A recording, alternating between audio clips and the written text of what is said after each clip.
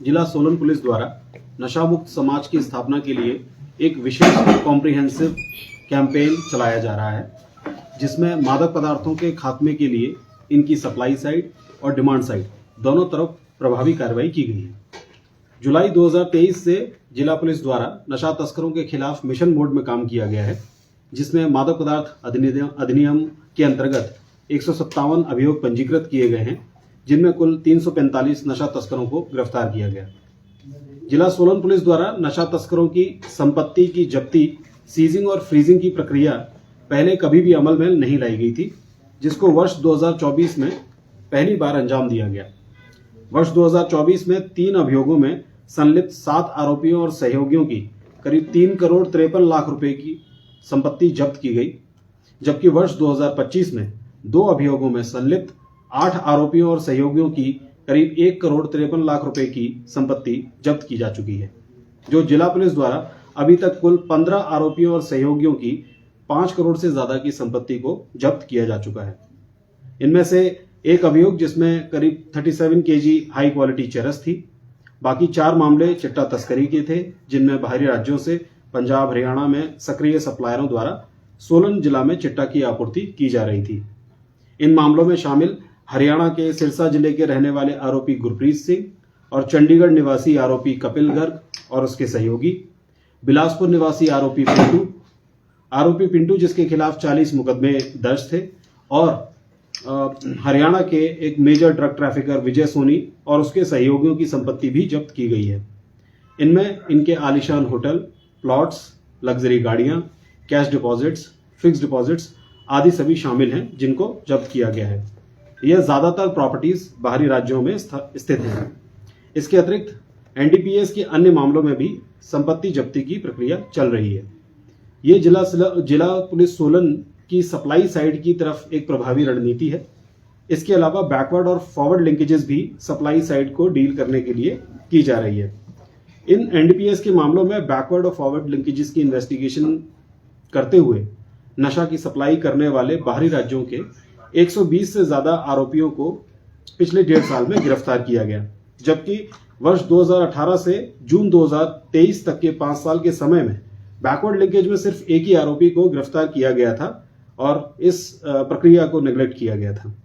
इन 120 आरोपियों में से चिट्टे और नशे के 114 बड़े सप्लायर हैं, जिनको दिल्ली, पंजाब, हरियाणा, चंडीगढ़, उत्तर प्रदेश, असम, महाराष्ट्र आदि राज्यों से गिरफ्तार किया गया है।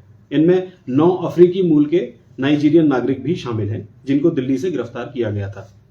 इन बाहरी राज्यों के तस्करों द्वारा हिमाचल प्रदेश में चलाए जा रहे चिट्टा तस्करी के करीब 50 बड़े अंतरराज्यीय नेटवर्कों को ध्वस्त कर दिया गया है, जिससे हजारों युवाओं को चिट्टा की आपूर्ति रोकने में जिला पुलिस कामयाब रही है। इसका इम्पैक्ट यह हुआ है कि साल 2023 और साल 2024 के डेटा कंपैरिजन में 26% कमी आई है, यानी ड्रग ट्रैफिकिंग के मामलों में 26% की कमी हुई है। सोलन पुलिस द्वारा विशेषतः युवा वर्ग और शिक्षण संस्थानों में पढ़ने वाले छात्रों को नशे के चंगुल से बचाने के लिए विशेष प्रयास किए गए हैं, जो लगातार जारी हैं, जिनके सार्थक परिणाम सामने आए हैं।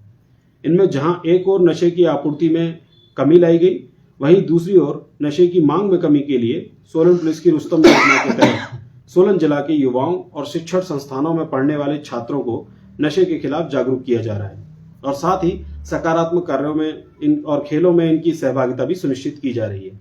इसी कड़ी में पुलिस टीमों द्वारा शिक्षण संस्थाओं में जाकर उनके प्रशासन से मिलकर हॉस्टल में रह रहे छात्रों के पास जाकर उन्हें नशे के दुष्प्रभाव के बारे में जागरूक किया जा रहा है, और इस मुहिम में उनकी भागीदारी सुनिश्चित की गई है। इसमें शिक्षण संस्थाओं के आसपास पिछले कुछ समय में 12 से ज्यादा मामले दर्ज किए गए हैं, जिनमें 25 से ज्यादा आरोपी गिरफ्तार किए गए हैं, और इनमें से कई आरोपियों की संपत्ति जो है जब्त की गई है, जिसका मूल्य 2 करोड़ रुपए से ज्यादा है। इसके साथ ही सोलन जिला में टैबलेट्स और अदर सिंथेटिक ड्रग्स जो एनडीपीएस में कवर्ड नहीं है, उनकी तस्करी पर भी लगाम लगाई गई है। इसमें 20 मामले पकड़े गए हैं, जिनमें 48 आरोपी शामिल हैं, और इनमें 18,000 से ज्यादा कैप्सूल्स और टैबलेट्स भी बरामद किए गए हैं। सोलन पुलिस की नशे के खिलाफ यह मुहिम जारी है, और इसमें संपत्ति जब्ती प्रक्रिया, बैकवर्ड फॉरवर्ड लिंकेजेस आदि सप्लाई साइड के मेजर्स हैं। और रुस्तम योजना के तहत युवाओं में अवेयरनेस फैलाना, उनकी साझेदारी सुनिश्चित करना डिमांड साइड रिडक्शन की स्ट्रेटजी है। सर, ये पता लग रहा है कि ये जो टैबलेट्स आ रही हैं ये कौन सी कंपनी बना रही है या कहाँ से इनको सप्लाई हो रहा है, इसका कुछ पता चला? इसमें हम ड्रग इंस्पेक्टर के साथ मिलकर आगामी इन्वेस्टिगेशन करते हैं। इसमें कुछ इन्वेस्टिगेशंस में फैक्ट्स आए हैं जिन पर अभी जांच चल रही है। कितने चिट्टा तस्करों की या नशा तस्करों की संपत्ति को जब्त किया गया और कितने करोड़ रुपए की? 15 आरोपियों और सहयोगियों की 5 करोड़ रुपए से ज्यादा की संपत्ति जब्त की गई है। इसमें से जब्त करने के बाद क्या प्रक्रिया होती है? सरकार को चली जाती है? जब्त करने के बाद प्रॉपर्टीज को हम अपने कब्जे में ले लेते हैं। उसके बाद ट्रायल चलता है। ट्रायल के बाद डिसाइड होता है कि ये प्रॉपर्टी रिलीज होनी है या नहीं होनी है। नहीं तो उसकी फिर कुर्की करेंगे, क्या करेंगे? कुर्की होती है उसकी। तो इस साल सर कन्विक्शन होने के बाद प्रॉपर्टी फोरफिट कर ली जाती है सरकार द्वारा। 2024 में नशे के खिलाफ आप लोगों ने बड़ी कार्रवाई की है, इस बार भी जारी है। तो इस बार के कितने आंकड़े आए हैं सर कि अभी चिट्टा तस्करी के इस वर्ष पिछले 3-4 महीनों में? पिछले 3-4 महीनों में भी जो पिछले वर्ष के जो कंपैरेटिव पीरियड है उसके मुकाबले जो है चिट्टा तस्करी के मामलों में कमी आई है। अच्छा। और अभी चूंकि वर्ष पूरा नहीं हुआ है तो इसमें क्लैरिटी से नहीं कह सकते, लेकिन चिट्टा तस्करी से ज्यादा जो है वो टैबलेट्स और जो उस तरह के केसेस हैं उनमें बढ़ोतरी हुई है।